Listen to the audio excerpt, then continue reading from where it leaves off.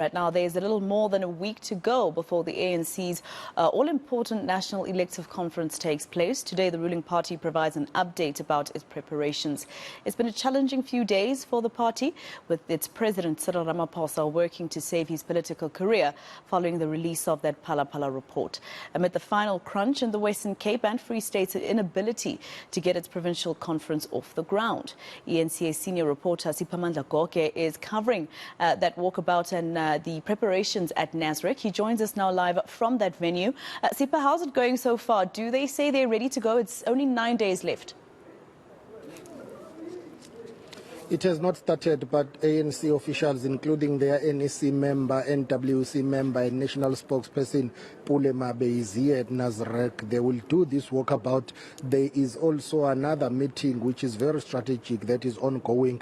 Security personnel, police are busy with their security plan for one of the biggest gatherings this year. The ANC conference is not only a party affair, but you will have the president of the ANC, who's the president of the Republic, attending. The deputy president will also attend, and other international guests, and also delegates and guests who would have been invited from across South Africa, the continent, and the rest of the world. So ANC staff members are here. Pule Mabe is here. He will do this walkabout. It's 9 days to go before the eagerly awaited National Congress of the governing African National Congress. But it comes at a time whereby their leader, who is plagued by scandals, is fighting for his political survival, and the interest has been renewed here. Many people are looking forward to finding out what will happen when the conference starts, and they want to know whether delegates of the ANC, how are they going to deal with the Phala Phala matter. And also, interestingly,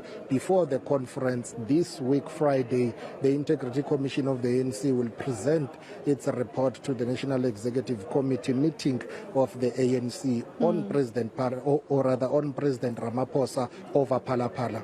And Sipa, I mean, next week, Tuesday, is when this matter is being debated in Parliament.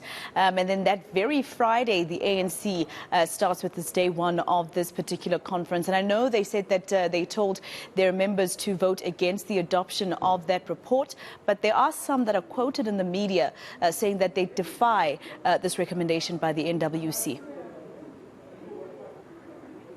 It will not be for the first time such a thing happens. During former President Jacob Zuma's tenure, there are some ANC MPs who threatened to vote with their conscience, saying they do not have to follow the party line. They felt at the time that their president needed to be held accountable, and there were deep divisions within the party. As I'm trying to check Pule Mabe, he's still busy with some ANC members and staff members that side. I wanted to bring him into this conversation, but let's proceed and tell you that it will not be for the first time that ANC members decide to break ranks and not follow the party line. And that is one of the biggest threats, by the way, that the ANC is worried about. In public, they are saying they are not worried about that, but the real threat and possibility that some of their members may decide to mount and launch an open rebellion and vote against the resolution of the highest decision-making body in between conferences, which is the National Executive Committee, to say, please, when the time comes to vote for that report in Parliament, vote against the adoption of that report. It remains to be seen how many will be brave enough to do that. Remember, a number of them have publicly said that their president must go over Phala Phala. They feel that the scandal is hurting the already tainted image of the party, and they've called on him to resign. Those who support him say he cannot resign on the basis of what they call a flawed Section 89 report. They are supporting him to take that report on judicial review, and they say up until all the legal processes have been finalized, they will close ranks. But there are those who are saying when the time comes, they will exercise their constitutional right and they will vote against the party line. And Sipa, you know, when it comes to that particular venue, how many delegates can we expect from the 16th to the 20th of December? But also, if you could just explain to myself and the viewers, in terms of the Western Cape and the Free State's inability to hold their own conferences, what does it mean for, you know, their preferred candidates come next week? It's going to be a challenging one for the ANC in the Free State and the Western Cape, simply because this conference will be convened in 9 days' time from now. But it's not a train smash, because the National Congress of the ANC is known as the Conference of the Branches. So branches of the ANC in the Free State and the Western Cape will be able to bring in their branch delegates to attend this conference as branch delegates. But it will be a challenge. Remember, some provinces will be bringing in members of their provincial executive committees who will be voting, and also now there are challenges with members of the interim provincial structures in various provinces. So even though the Free State and the Western Cape will be able to bring in their branch delegates, but the mere fact that they will come to this conference not having duly elected leadership structures in their respective provinces, that will be a challenge to them. We are hoping to get a detailed breakdown from the ANC about the number or the amount of delegates and the breakdown that will be coming here from various provinces. But safe to say that all provinces will be represented here. Of course, provinces will be represented on the basis of their membership. The provinces with the biggest membership will have the biggest delegation that they will be sending here.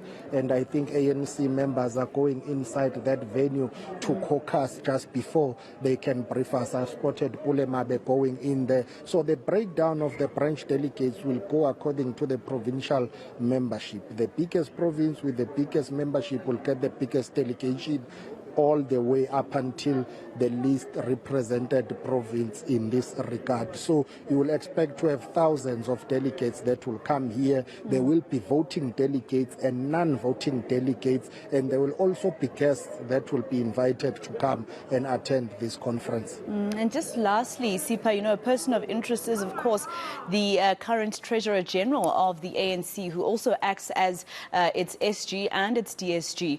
During the course of the week, when the NEC was meeting, and even on that day when it sat for just 5 minutes, and he announced that they would have to read through the report first. The ANC complained. There were some who complained to the media that he wasn't supposed to do that, etc. And then this week we saw another statement by the ANC saying that it's disappointed in some of its members, expressing to the media that the TG failed to protect the president during Monday's special NEC. So he's a person of interest for me, especially because he is up for the deputy presidency of the party. Those who support President Cyril Ramaphosa of the ANC are arguing that the Treasurer General Paul Mashatile, who also acts in the office of the Secretary General, they are saying and they are alleging that he's one of those people who, according to them, wants to topple the president. They are of the view that he's using his office of the Secretary General, where he's acting, and his position as the TG to topple the president of the ANC. But he defended himself, saying whatever he has been communicating has been the decisions of the ANC. He's got no personal interest in the matter, no political interest in the matter. There were protests on Monday when there was the special NEC meeting. Some supporters of President Cyril Ramaphosa called him a sellout. They allege that he is one of those people who wants to get rid of President Cyril Ramaphosa. But when he was addressing the media, he said his job is to communicate the decisions of the ANC and the structures of the ANC. In this regard, the National Working Committee, which is a structure responsible for the day-to-day running of the organization, and the National Executive Committee, which is the highest decision-making body in between conferences. So he has dismissed all the allegations leveled against him as mere politics, and also people, according to him, who do not understand how the ANC communicates and conducts its business.